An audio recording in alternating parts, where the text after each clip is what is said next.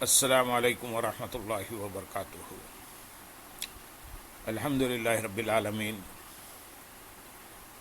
والصلاة والسلام علی سید المرسلین، اما بعد فاعوذ باللہ من الشیطان الرجیم، بسم اللہ الرحمن الرحیم۔ برادران عزیز و معزز خواتین، آج کی اس نشست میں سورۃ العنکبوت کی آیت نمبر 46، 47 اور 48 کا ترجمہ و تفسیر پیش کرنے کی سعادت حاصل کی جائے گی۔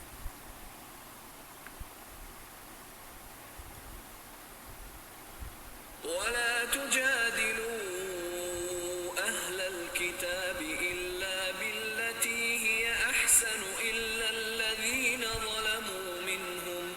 وقولوا آمنا بالذي أنزل إلينا وأنزل إليكم وإلهنا وإلهكم واحد ونحن له مسلمون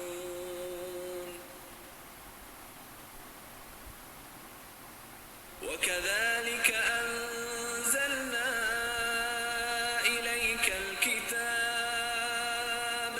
فالذين آتيناهم الكتاب يؤمنون به ومن هؤلاء من يؤمن به وما يجحد بآياتنا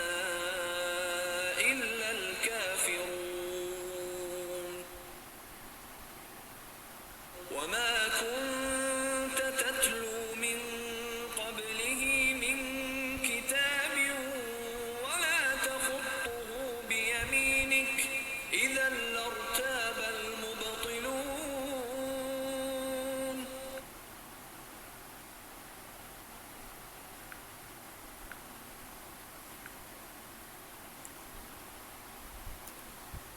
اور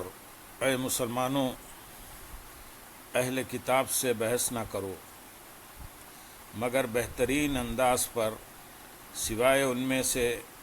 ظالموں کے، اور کہو ہم اس پر ایمان لائے جو ہماری طرف نازل کیا گیا اور جو تمہاری طرف نازل کیا گیا، اور ہمارا اور تمہارا معبود ایک ہے اور ہم اس کے فرما بردار ہیں۔ اس کا ایک معنی یہ ہے کہ اے مسلمانوں، جب تمہاری اہل کتاب سے بحث ہو تو بہترین انداز سے بحث کرو، جیسے انہیں اللہ تعالیٰ کی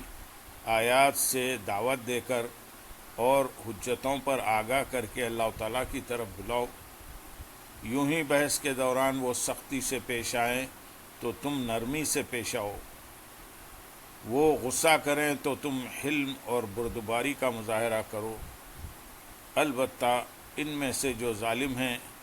کہ زیادتی میں حد سے گزر گئے، عناد اختیار کیا، نصیحت نہ مانی، نرمی سے نفع نہ اٹھایا، تو ان کے ساتھ سختی اختیار کرو۔ دوسرا معنی یہ بھی ہے کہ وہ اہل کتاب جو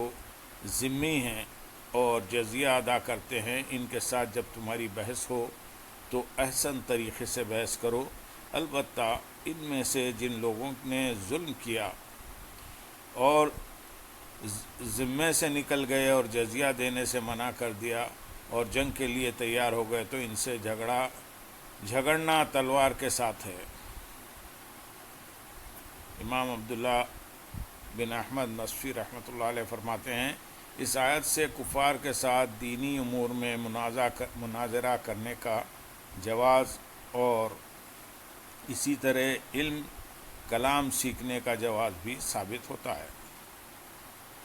علم کلام سیکھنے کا جواز بھی ثابت ہوتا ہے۔ یاد رہے کہ عیسائیوں، یہودیوں اور دیگر کافروں کے ساتھ دینی امور میں بحث اور مناظرہ کرنا ان علماء کا کام ہے جو ان کے باطل عقائد و نظریات کا بہترین اور مضبوط دلائل کے ساتھ رد کر سکتے ہوں، اور ان کی طرف سے دین اسلام اور اس کی تعلیمات وہ احکام پر ہونے والے اعتراضات کا انتہائی تسلی بخش جواب دے سکتے ہوں، اور مناظرے کے فن میں بھی خوب مہارت رکھتے ہوں۔ جو عالم ایسی صلاحیت نہ رکھتا ہو، اسے اور بطور خاص عام لوگ جنہیں عقائد و نظریات کی تفصیلی دلائل سے معلومات ہونا تو دور کی بات، فرض عبادات سے متعلق شرعی احکام بھی ٹھیک سے معلوم نہیں ہوتے، انہیں یہودیوں، عیسائیوں اور دیگر کفار سے دینی امور میں مباحثہ کرنا حرام ہے، اور ان لوگوں کا یہ سوچ کر بحث کرنے کی جرأت کرنا کہ ہم اپنے دین، عقیدے اور نظریات میں انتہائی مضبوط ہیں، اس لیے یہودیوں، عیسائیوں اور کسی اور کافر سے دینی امور میں بحث کرنا ہمیں کوئی نقصان نہیں دے سکتا، دین و ایمان کی سلامتی کے حوالے سے انتہائی خطرناک اقدام ہے، اور ایسا شخص غیر محسوس انداز میں ایمان کے دشمن شیطان کے انتہائی خوفناک وار کا شکار ہے۔ اگر یہ شخص اپنے دین و ایمان کی سلامتی چاہتا اور قیامت کے دن جہنم کے ابدی عذاب سے بچنا چاہتا ہے تو ان سے ہرگز بحث نہ کرے، ورنہ اپنے ایمان کی خیر منائے۔ ہمارے معاشرے میں شیطان کے کارندے لوگوں کے دین و ایمان کو برباد کرنے کے لیے مصروف عمل ہیں، اور انتہائی منظم انداز میں مسلمانوں کے دلوں میں دین اسلام کی محبت اور اس دین کی طرف لگاؤ کو ختم کرنے کی کوششیں کر رہے ہیں، لیکن مسلمان اپنے دین و ایمان کو بچانے کی کوشش کرنے کی بجائے اسے بے دھڑک خطرے میں پیش کیے جا رہے ہیں۔ اللہ تعالیٰ انہیں ہدایت و عقل سلیم عطا فرمائے اور اپنے ایمان کی سلامتی اور حفاظت کی فکر کرنے اور اس کے لیے خوب کوشش کرنے کی توفیق عطا فرمائے۔ اور کہو ہم اس پر ایمان لائے جو ہماری طرف نازل کیا گیا، یعنی جب اہل کتاب تم میں سے اپنی کتابوں کا کوئی مضمون بیان کریں تو ان سے کہو ہم اس پر ایمان لائے جو ہماری طرف نازل کیا گیا اور جو تمہاری طرف نازل کیا گیا، اور ہمارا اور تمہارا معبود ایک ہے، اور وہ اللہ تعالیٰ ہے جس کا کوئی شریک نہیں، اور ہم صرف اسی کے فرما بردار ہیں۔ جب اہل کتاب کسی شخص سے اپنی کتابوں میں موجود کوئی مضمون بیان کرے تو اسے سننے والے کو کیا کہنا چاہیے، وہ اس آیت میں بیان ہوا، اور یہی بات حدیث پاک میں ایک اور انداز سے بیان کی گئی ہے۔ چنانچہ حضرت ابو نملہ انصاری رضی اللہ تعالیٰ عنہ فرماتے ہیں کہ ایک مرتبہ ہم نبی کریم صلی اللہ علیہ وسلم کی بارگاہ میں حاضر تھے اور ایک یہودی شخص بھی وہیں موجود تھا۔ اس دوران وہاں سے ایک جنازہ گزرا تو یہودی نے حضور اقدس صلی اللہ علیہ وسلم سے کہا، کیا یہ مردہ باتیں کرتا ہے؟ رسول کریم صلی اللہ علیہ وسلم نے ارشاد فرمایا، اللہ تعالیٰ بہتر جاننے والا ہے۔ یہودی کہنے لگا، بے شک یہ باتیں کرتا ہے۔ یہ سن کر سرکار دو عالم صلی اللہ علیہ وسلم نے ارشاد فرمایا، اے لوگو، جب اہل کتاب تم سے کوئی مضمون بیان کرے تو تم نہ ان کی تصدیق کرو نہ تکذیب کرو، بلکہ یہ کہہ دو کہ ہم اللہ تعالیٰ پر اور اس کی کتابوں پر اور اس کے رسولوں علیہ السلام پر ایمان لائے۔ تو اس کا فائدہ یہ ہوگا کہ اگر وہ مضمون انہوں نے غلط بیان کیا ہے تو اس کی تصدیق کے گناہ سے تم بچے رہو گے، اور اگر مضمون صحیح تھا تو تم اس کی تکذیب سے محفوظ رہو گے۔ یاد رہے کہ ہمارا ایمان قرآن کے علاوہ دیگر کتابوں پر بھی ہے، لیکن عمل صرف قرآن پر ہے۔ نیز دیگر کتابوں پر جو ایمان ہے وہ ان پر ہے جو اللہ تعالیٰ نے نازل فرمائی، موجودہ تحریف شدہ کتابوں پر نہیں، بلکہ ان پر یوں ہے کہ ان کتابوں میں جو اللہ تعالیٰ کا کلام ہے ہم اس پر ایمان رکھتے ہیں۔ آیت نمبر 47 میں ارشاد ہے، اور اے حبیب یوں ہی ہم نے تمہاری طرف کتاب نازل فرمائی تو وہ جنہیں ہم نے کتاب عطا فرمائی وہ اس پر ایمان لاتے ہیں، اور کچھ ان دوسروں میں سے ہیں جو ان پر ایمان لاتے ہیں، اور کافر ہی ہماری آیتوں کا انکار کرتے ہیں۔ یعنی اے حبیب صلی اللہ علیہ وسلم، ہم نے آپ کی طرف اسی طرح قرآن مجید نازل فرمایا جیسے اہل کتاب کی طرف توریت وغیرہ کتابیں اتاری تھیں۔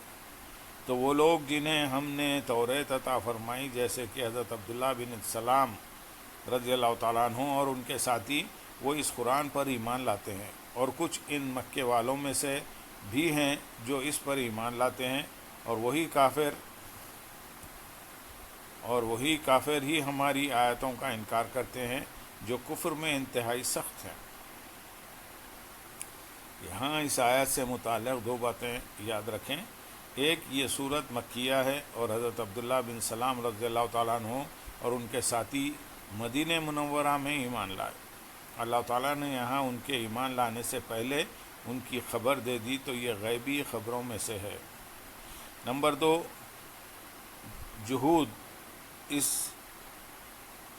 انکار کو کہتے ہیں جو معرفت کے بعد ہو، یعنی جان بوجھ کر مکر جانا، اور حقیقت بھی یہی تھی کہ یہودی خوب پہچانتے تھے کہ رسول کریم صلی اللہ علیہ وسلم اللہ تعالیٰ کے سچے نبی ہیں اور قرآن حق ہے۔ یہ سب کچھ جانتے ہوئے انہوں نے عناد کی وجہ سے انکار کیا۔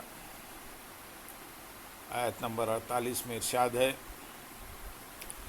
اور اس سے پہلے تم کوئی کتاب نہ پڑھتے تھے اور نہ ہی اپنے دائیں ہاتھ سے اسے لکھتے تھے، اگر ایسا ہوتا تو اس وقت باطل والے ضرور شک کرتے۔